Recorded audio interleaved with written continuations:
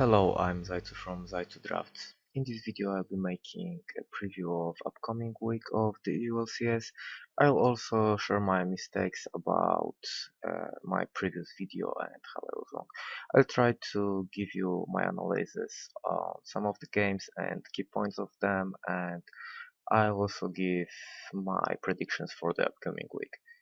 When it comes to the standings, we have Gamers 2, Unicorns of Love and H2K in the first place, each of them with 2 wins and 0 losses.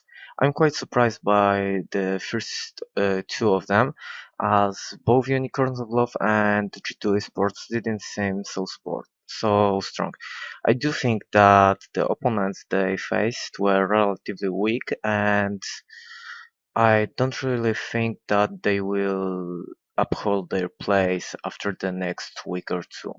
When it comes to H2K, I am pleasantly surprised as my predictions were right.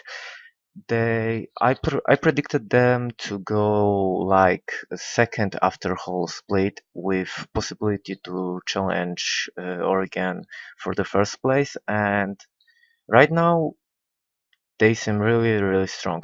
Their rotations are good, their synergy is pretty good too, and the old duo of Rocket seems to mesh quite well with the addition of new teammates. Next we have Rocket, Elements, Fnatic and Team Vitality. When we look at the first two of them, I mean Rocket and Elements, I am quite surprised by the fact that they managed to win. To be honest, I'm still not quite convinced by the elements as they played against Splice and their enemies didn't really show anything relatively good. And when it comes to Rocket, I do think that picking Taric into composition focused on Tristana might be a really good way and a relatively new one to deal with a strong scaling composition. When it comes to Fnatic and Team Vitality, they played pretty hard opponents and lose against one of them. I do think that both of them will rise in the standings in the upcoming weeks. I'm not so sure about Rocket and Elements though. I do think Elements will fall down and Rocket might be able to stay in the middle pack, maybe even challenge top 4. I'm not exactly sure though. When it comes to the last three teams, I'm not exactly surprised by either Giants or Splice getting there. However, I do think that Oregon ending up in last place after a disappointing 0-2 week is quite a surprise for many fans. They played against top teams in Fnatic and H2K, both of which are considered to be at the very least top 4, if not top 3 or even top 2 teams in the EU right now. I also think that SOAS didn't perform so well and the macro decision making of the whole team was at least suboptimal. Now I will go and comment some games that made the standings look like this. What I mean by that is both games of Origin and the win of Rocket against Team Vitality. I'll cover some spots in the game of Fnatic and OG that played as a first game of the entire LCS split. We have Reckless and Noxiac playing Lucian and Poppy against Sven and Mythiad, Ezreal and Trundle. We can see that Reckless and Noxiac are basically dominating the lane as they have quite a big HP advantage and they're pushing their enemies into the tower. What's more, we can see that in response to that, Amazing is coming back from the base at full HP trying to sneak behind them when the spirit is basically free farming the jungle. Here we can see that Reckless all-ins Sven basically killing him with a single burst and the proc of Thunderlord's Decree. Basically, Sven is forced out of the fight right now, and Miffy is left alone trying to survive and scrap something. Basically, wait for the Amazing to come and kill Reckless if possible, as he's the low HP target here. In the enemy jungle, we can see Fanatic Spirit starting to react and going into the bot lane. We have exhaust put down on the Reckless as Smith tries to survive and Amazing goes in. We can see that right now Gamsu has over 15 CS advantage and he's backing. Now he switches his back into the teleport. Basically, Lysandra cannot challenge him as he's out of her vision. Reckless goes quite deep to kill Sven. I do think that he made a mistake and got hit by a turret. However, well, I'm not a pro player and he is. Basically, what happens is that Sven survives at next to 0 HP and he will be useless for the remain of the fight. Miffy is still at low HP. They, with Amazing, managed to kill the Reckless.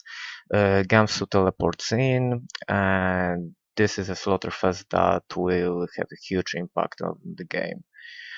Basically, what happens now is Spirit, who was moving from his Raptor camps down here to support his teammates, comes and insta deletes the Sven. Right now we ended up with 2 for 1 and the bot lane of OG blown all of their summoners. However, right now OG has a TP advantage as they have both teleports up. And the CS lead in the top lane is equalized. Tohowever, Gamsu has kill it now. He will invest heavily into the magic resist and it will start to take its toll with every single minute. What's more, I don't think Sven and Noxiat should stay after this. I mean, Sven is providing nothing for his team right now and he will get sniped later on. Basically, if they give the update turret or let the Listen and Trundle defend it, this whole thing wouldn't happen and the game could have went differently. What happens next around 11-minute mark is both SOAS and Amazing will try to gank for the power of evil. However, due to their lack of proper wording, they will get spotted. As we can see here, Fnatic has a really superior word coverage and they can basically see what's going on in the enemy jungle. For the OG we have one pink ward and the banana bush and the other one here in the river and one single green ward in the river on the top side. Here we have the action taking its toll as Amazing gets spotted by the wards here and here. Soaz is spotted now, letting Gamsu push up the top lane, and both Spirit and the Gamsu with the teleport will react by what's going on with the Origin. I don't know if this was a bait or a mistake, but Fabi gets caught with the Orianna ultimate. Next we have Spooky Ghost getting him. They will get him and basically kill him. Now we have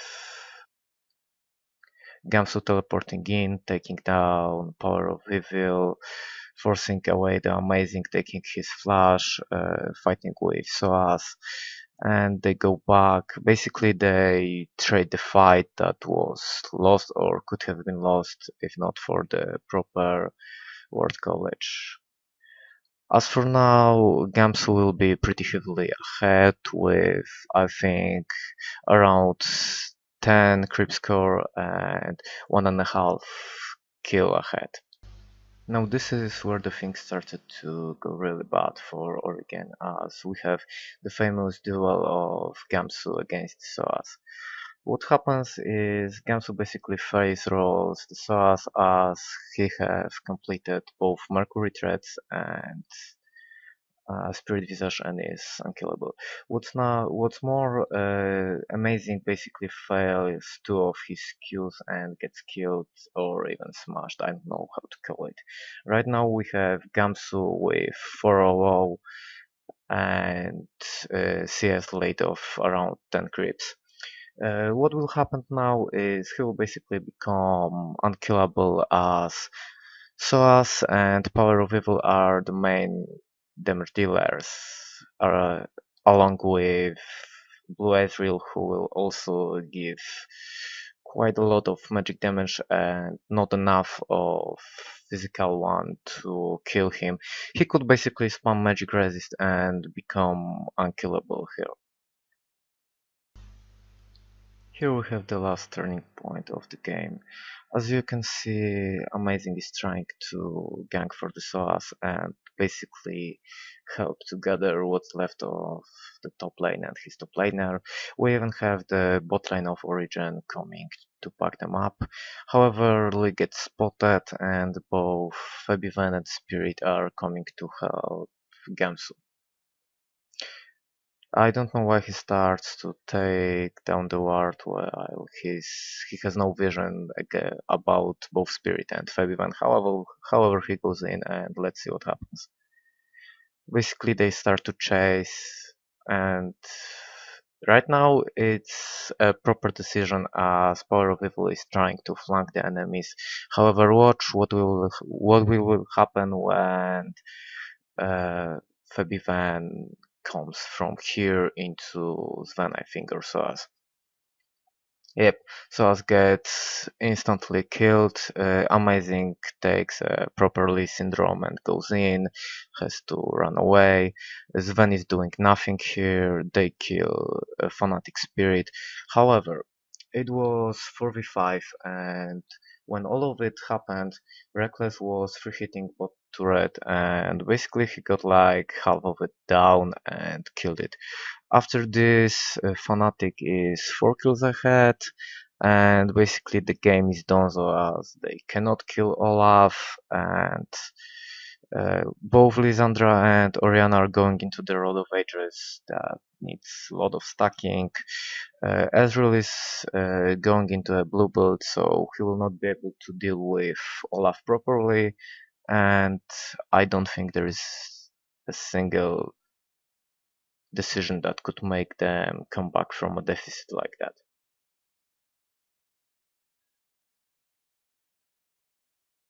Next we have Rockat against the Vitality with the key fight that basically takes the game for Rockat. As we can see, Corki is in the top lane for whatever reason right now, as Vitality is preparing a push in the bot lane. We can see that Cabochard is coming to help them, and Flo will do so as well. What's more, they saw Corki here, and I think the wards back here also give them the proper information so they could start gathering. However, as we can see, Corki just hit a massive power spike with both Trinity Force and Sorcery issues. This will be a key factor in this fight. What's more, I do think that Corki right now has the carriage or whatever the big bombs are called, and we can see that Cabochard gets caught sitting on the ward. Uh, Betsy gets stunned, and now we see the big bomb goes down. Corky basically makes it into the fight, even though he was in the top lane like 10 or 15 seconds ago. And now we can see Kazink goes down, Shuk goes down. We have 2 kills for the Vitality. They did lose the bot lane inner turret, however they got 2 kills and will take the dragon, which make them 2000 gold of gold into the lead. Later, around 6:40, they get a kill in the mid lane with an amazing gank. And after that, the game is basically over as they get the upper hand with mid turret going down. They also take the dragon and put themselves ahead by a quite large amount of money, which later on turns into a grim disaster for the Vitality team as they lost the first game of their split. 26 minutes into the game, we can see that Rocket is starting to form a split push strategy with a tanky Rek'Sai that cannot be killed by Cabochard's cannon in the bot lane. Basically, Airlox has a free teleport with his ultimate. What happens here is the rest of Rocket rotates to the top lane and try to fight here. Meanwhile, in the bottom lane, Airwox is soloing Cabochard, making him pay for whatever sins he committed. Rocket gains another turret. With this split like that, they can push how much they want, and their gold lead is growing. Right after that, they get Baron, and Rek'Sai is still splitting the bot lane, so the enemy team cannot properly react. What happens is the Vitality cannot send Tristana against Airwalks as they would lose too much damage for the team fight. However, she is the only one that could properly deal with her as the Rek'Sai has no armor at all. After that, Rocket has 6k gold lead and the game is done so. Next we have HK grouping in the mid lane, pushing the first of the inner turrets. This fight is what will most likely put an end to this game, as we can see that they have 2000 lead and Kirk is at his power spike. Odam basically gets sacrificed for the sake of the team as they take the mid lane turret and open the rest of the map for themselves. I think they will trade some kills later on. Yup, Vander gets smashed and killed, and so does Soaz. Now we can look at the last-ditch effort of Origin as they desperately try to come back from the gold deficit of 3000 gold. As you can see, Power of Evil is splitting in the bot lane, trying to pressure bot lane tower. Odoam is basically making the same, but he's pushing the middle inhibitor turret, and the rest of the team members are in the top lane trying to fight. We can see that Oregon makes the last ditch effort, goes in, tries to blow Ryu down, however they end up with Wander. Hey, good enough for me. Next we can see that H2K takes down Miffy. Power of Evil teleported into the ward in the jungle. However, his entrance did relatively nothing as at the first time he just put the slow down, and when he re-engaged he got hit by Odam's ultimate and got smashed down to the pieces. Now we can see that the game is totally over as Oregon overchased, and H2K can quite easily take the second inner turret, and later into the game easily transition into making inhibitors open and basically winning the game. As we can see, Oaz gets nearly killed by Ryu, and I'm pretty sure the game is done now, and I'm not entirely sure how good would have Oregon to be to win this game from a position like that. Well, unless it's NA and they start to throw it. To end the video with the predictions, we have Giants against the Gamers 2. In the first game of the first day, I think that G2 Sports will take this home as they have quite a momentum build up from going 2-0 in the first week. However, I do think that this may turn out into quite a close game as Giants will try to get uh, their stuff back together. Uh, for the next game, we have Rocket against Elements. I will go with Rocket on this one as I do think that they prove themselves worthy to be rooting for them by taking the Vitality down. Next, we have Oregon facing off against Unicorn of Love. With this one, I'll go with Oregon again, as I do think that they will be able to fix most of their mistakes, and I don't think that SOAS will underperform 2 weeks in a row. As for the next one, Splice Esports against Team Vitality, I do think the answer is quite obvious, and I'll go with Team Vitality. The last game of the day is quite hard as it's H2K facing off against Fnatic. I do think that right now H2K is probably the most obvious choice, and I will stick with it as they proved themselves to be quite dominant. At the start of the second day, we have Team Vitality against Oregon. This is quite a hard one as we're not exactly sure how Oregon will show up during the week 2, and the Vitality went pretty okay during the first week. I do think that if the Oregon shows up with proper mentality, with the proper thoughts about the game after a good week of practice, they should take it home. However, right now Vitality is looking strong in this one, and this should be a pretty close game. Next, we have Elements against Giants. I'm not exactly sure how will it fare as I consider both of the teams to be pretty weak. However, Elements took one game off somebody last week, and I will give them the benefit of the doubt and stick with them. In the third game, we have Fnatic against Unicorns of Love, and I'm pretty sure that Fnatic will take it home. I mean, I can see the way that Unicorns of Love win this by exploiting Gamso in the top lane, or basically not letting him pick Olaf into Lysandra and get like 3 or 4 free kills. However, I do think that Fnatic will be able to overcome them.